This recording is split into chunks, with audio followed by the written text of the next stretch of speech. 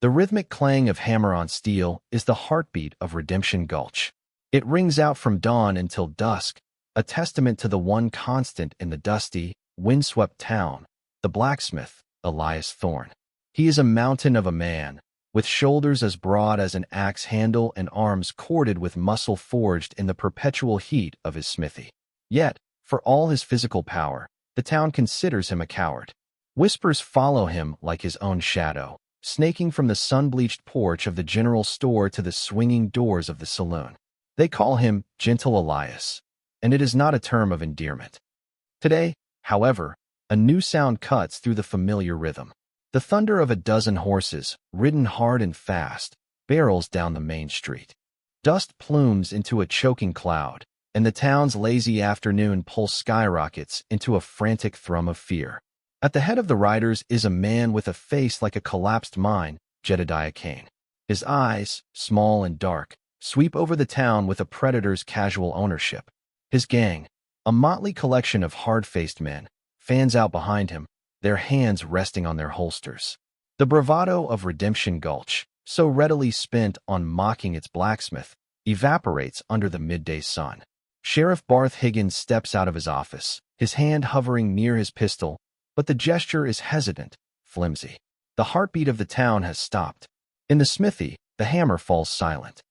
There's more to Elias Thorne than meets the eye.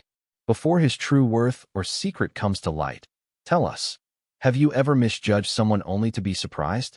And if you love a story of hidden depths, hit like and subscribe. The silence from the forge is what the townsfolk noticed most. Elias Thorne was not a man of words. His language was fire and metal, the hiss of hot iron plunged into the quenching barrel, the steady, authoritative ring of his hammer shaping the world to his will. Inside his smithy, he was a master, a creator. Outside, he was an enigma who invited scorn. He was immense, yet he seemed to take up as little space as possible, his shoulders perpetually hunched as if to apologize for his own size.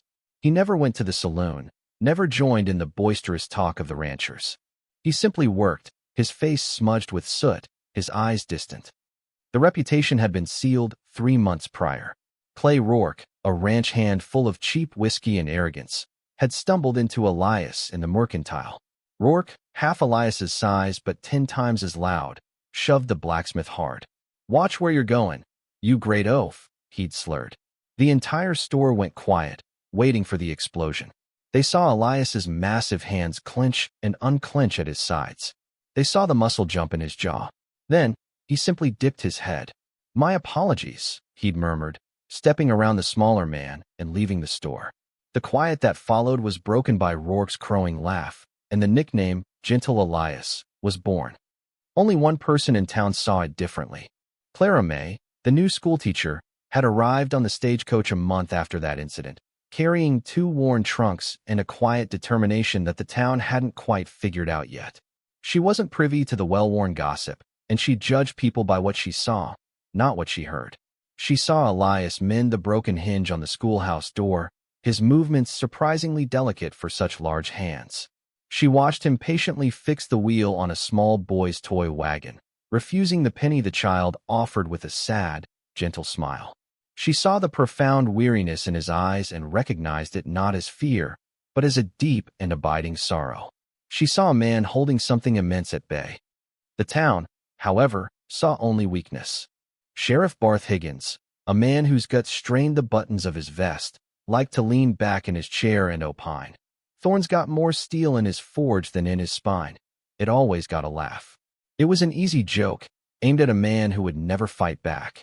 They had grown comfortable in their judgment, fat and lazy on the certainty of Elias's cowardice. They had forgotten that true danger didn't always announce itself with loud boasts and barroom brawls. Sometimes, it rode into town on a dozen horses. Jedediah Kane swung down from his saddle, his boots hitting the dirt with a sound that seemed to suck all the air out of the street. He strolled over to Sheriff Higgins, whose face had gone pale and sweaty. Kane didn't raise his voice. He didn't have to. "Sheriff," he said, the word a dry rasp. "My boys and I are feeling thirsty and hungry, and we're a little light in the pockets. We figure your town can help us with all 3. We'll be staying a while." It wasn't a request. It was a declaration of ownership. Sheriff Higgins swallowed hard, his eyes darting to the 6 guns strapped to the hips of the men surrounding him. He nodded weakly. The saloon's just down the way. Anything you need. Kane smiled, a chilling expression that didn't reach his eyes. I know, he said, and clapped the sheriff on the shoulder hard enough to make him stumble. The outlaws descended upon the town like locusts.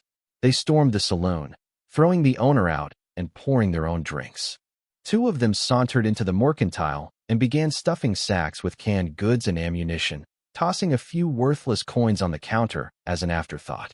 Elias Thorne, watching through a grime-streaked window in his smithy, felt a cold dread creep up his spine.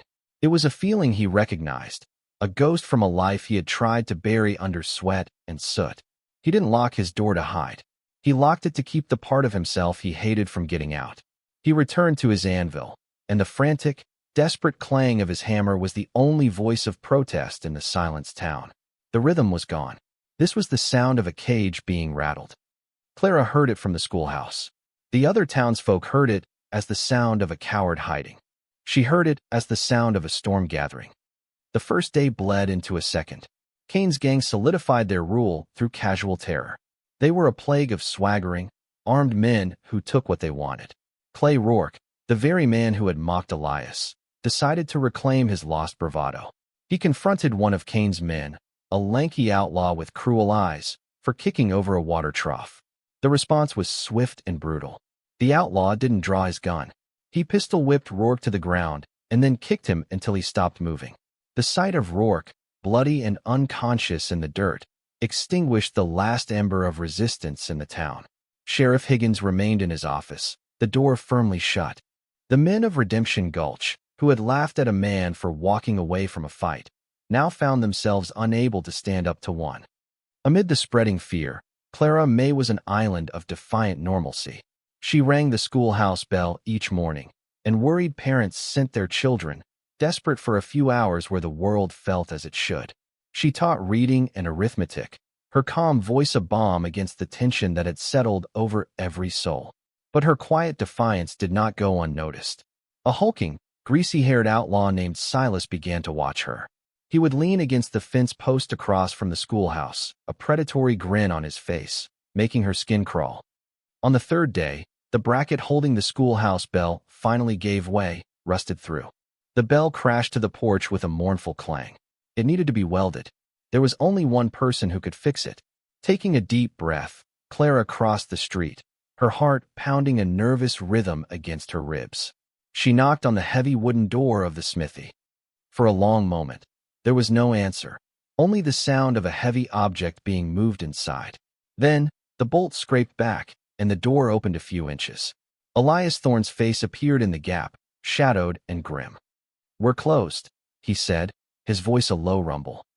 "Mr. Thorne, it's Clara May, the schoolteacher." She held up the broken iron bracket. The bell broke. The children rely on it. He stared at the bracket, then at her face. Something in her steady gaze seemed to get past his defenses. With a sigh that sounded like it was dredged up from the bottom of his soul, he opened the door wider and let her in. The inside of the smithy was a sanctuary of controlled power. Tools hung in their precise places. The air was thick with the scent of coal smoke and hot metal, and the great forge glowed like a slumbering beast. He took the bracket from her without a word and carried it to his workbench. As he examined the break, Clara spoke into the quiet. "Why do you let them talk about you the way they do?" He didn't look up, turning the iron over in his hands. "Words are just air. They don't break bones." "No," she said softly, "but they can break a spirit." He set the bracket down and finally met her eyes. The sorrow she'd seen from a distance was a vast, dark ocean up close. "My spirit is my own concern," he said, his voice rough with something more than disuse. He fired up the forge, the roar of the bellows filling the silence. He worked with a fierce concentration, his movements economical and precise. He was a master in his element, a stark contrast to the hesitant man she saw on the street. When he was done, the bracket was stronger than it had ever been. He handed it to her, the metal still warm. As she turned to leave, Jedediah Kane himself appeared in the doorway, blocking the light. He was flanked by 2 of his men. "Blacksmith," Kane drawled, his eyes taking in the scene. "The schoolteacher, the massive smith. My horse threw a shoe. I need the best. They say that's you.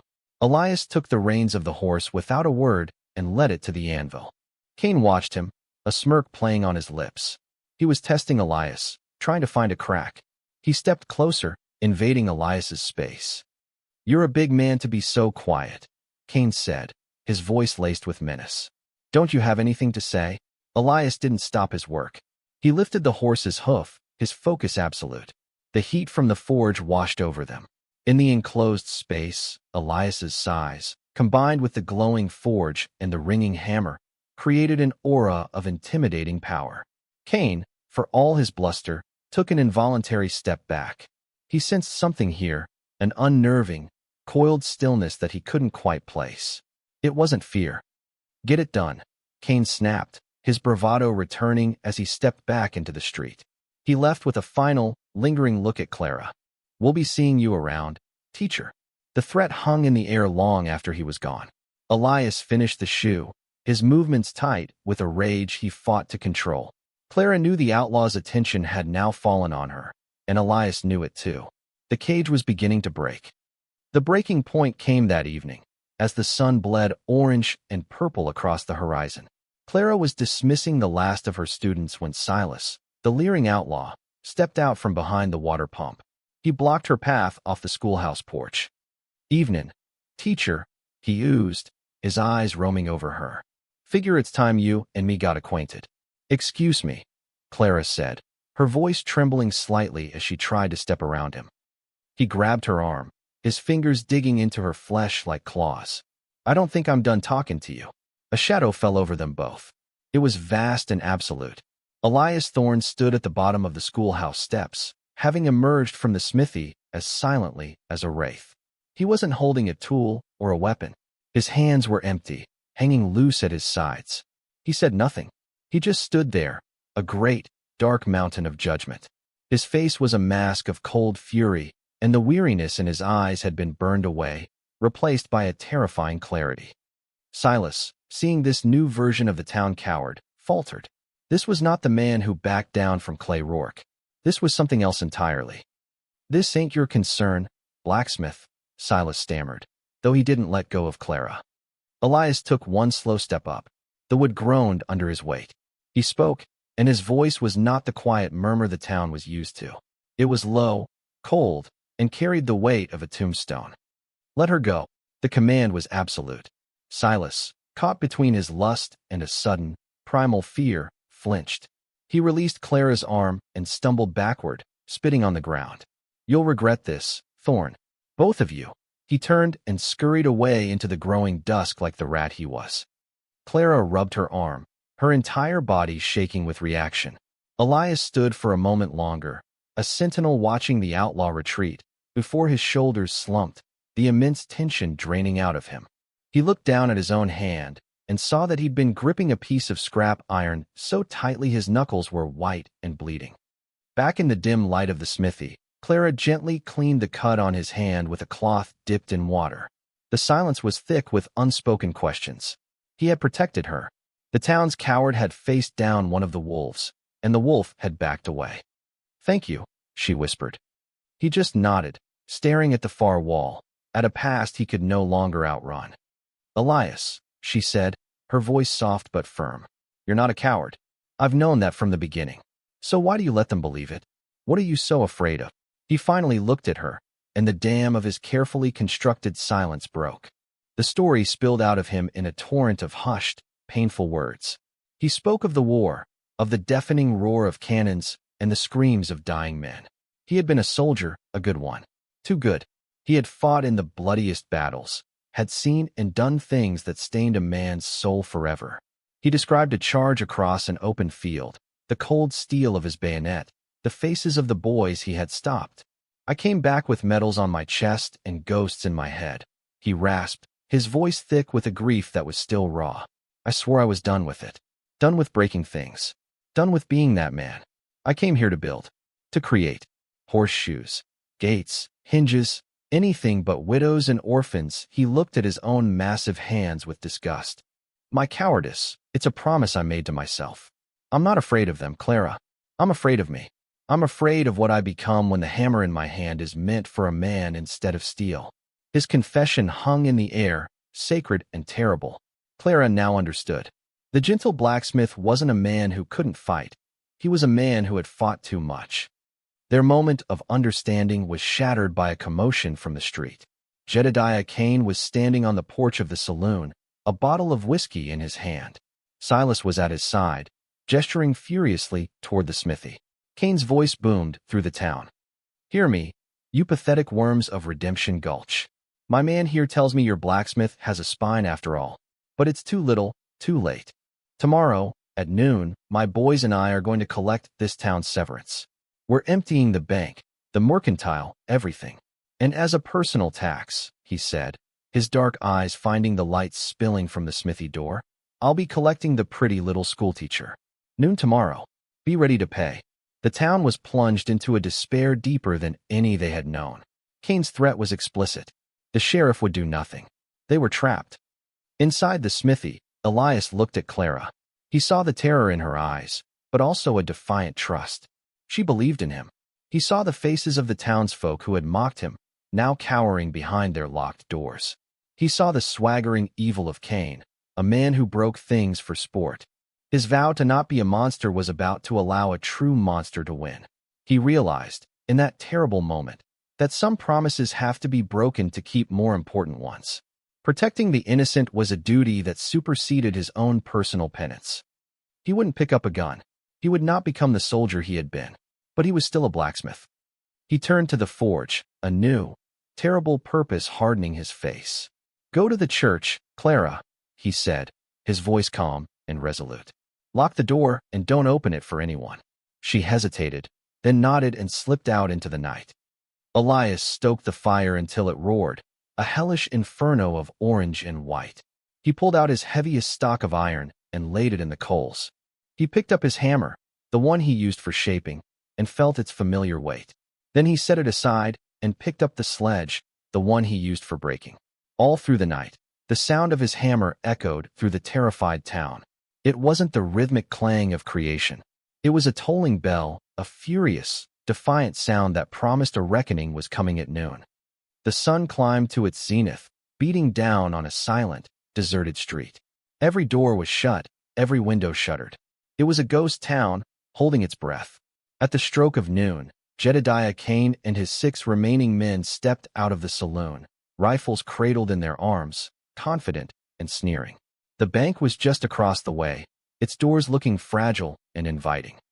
"Let's get to it," Kane said with a chuckle. Boom. The heavy doors of the smithy were thrown open with such force they slammed against the outer walls. Elias Thorne stepped out into the blinding sunlight. He was a vision from a nightmare. He wore his heavy leather apron, scorched and blackened from years of work. He wasn't armed with a gun. In his right hand, he carried a monstrously modified sledgehammer, its head reinforced with a sharpened plowshare. In his left, he held a makeshift shield, forged from the lid of a steel barrel, its surface gleaming dully. He didn't look like a soldier.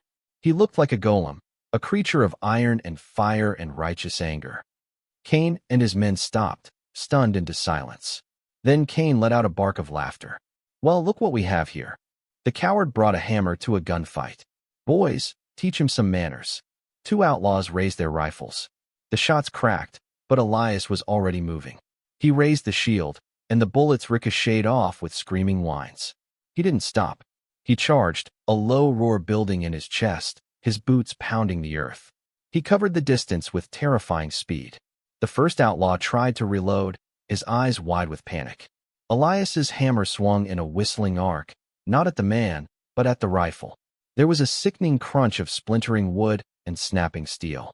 The outlaw stared at his shattered weapon before the shield slammed into his chest, sending him flying backward into a horse trough.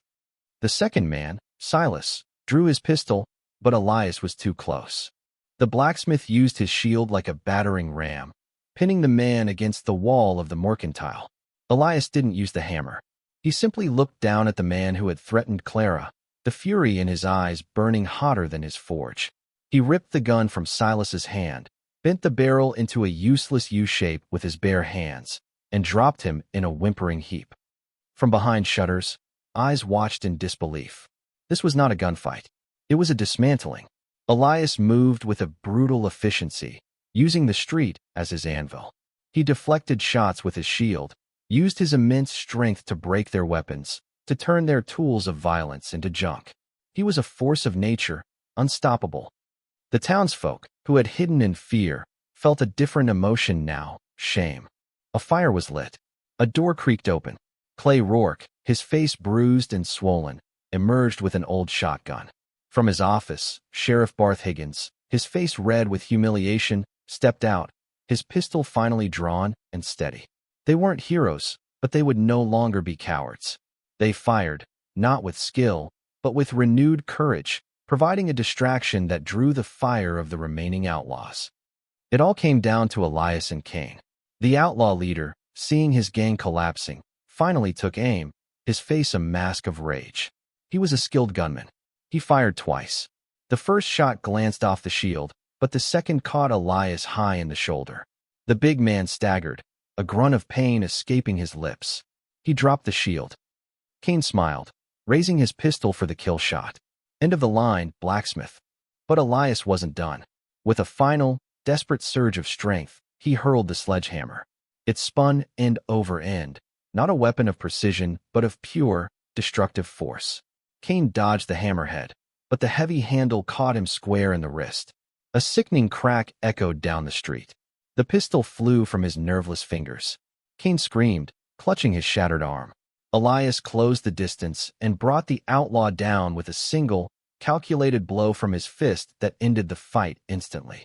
He stood over the unconscious form of Jedediah Kane, breathing in ragged gasps, wounded, exhausted, but victorious. He had not killed a single man. He had simply unmade them.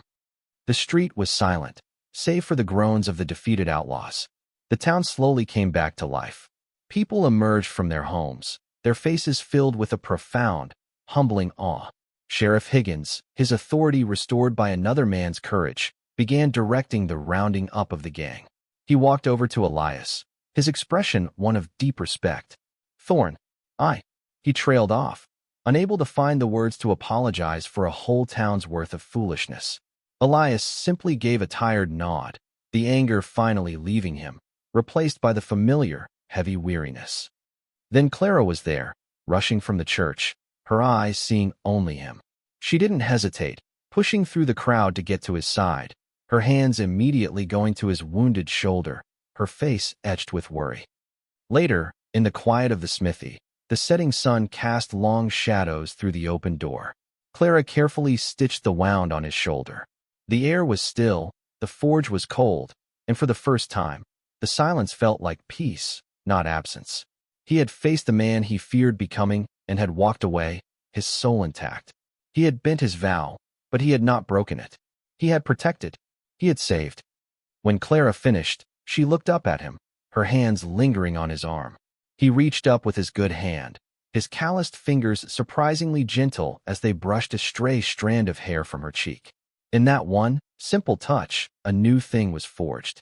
Stronger than any steel he could shape, more enduring than any mockery he had faced. The town of Redemption Gulch no longer had a cowardly blacksmith. They had a guardian. And Elias Thorne was no longer alone. Thanks for watching. If you believe in compassion, overcoming prejudice, and finding love in unexpected places, give this story a like and subscribe for more. This story showed love and heroism where least expected. What was your favorite moment of connection between them? Tell us in the comments.